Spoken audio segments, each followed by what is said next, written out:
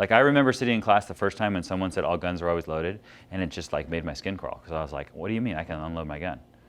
Like, that's the stupidest thing I ever heard. And I like it now because it makes my skin crawl and it's wrong.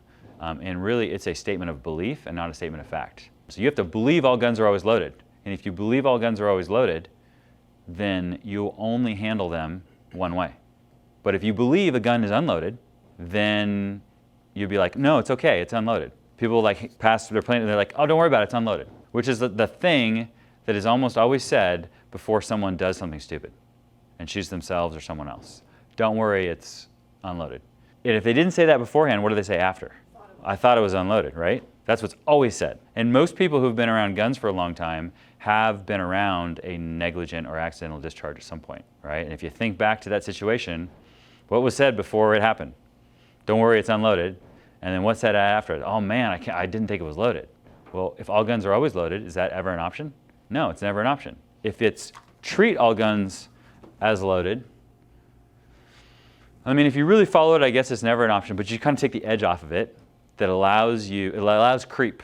Like, you can creep into this place where it's like you have dangerous loaded guns and safe unloaded guns. If you walk downstairs into the range or into the pro shop down here, what are they doing? Are all the guns loaded or unloaded? Yeah, they're actually unloaded, but what should be our mindset? What should be our belief? They're all loaded. But what do most people down there believe?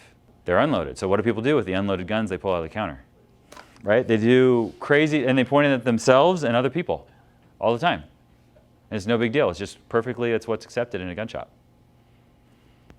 I think it's kind of crazy. You're teaching yourself, you're handling a gun, and you're saying, it's okay to do this crazy thing with this real live gun. I had a colleague as a police officer who was an experienced firearms person and I always tell a story whenever I teach this, but because I think it's a good story.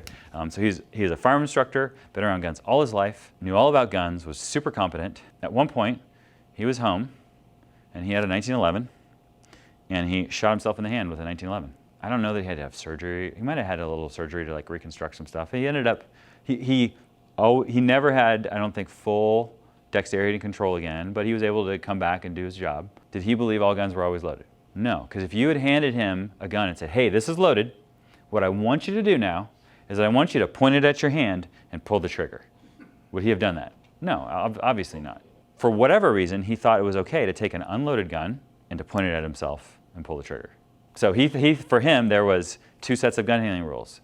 One for dangerous loaded guns and one for safe unloaded guns. And obviously that failed, right? And so if you don't have those two distinctions, you'll never have a problem with that.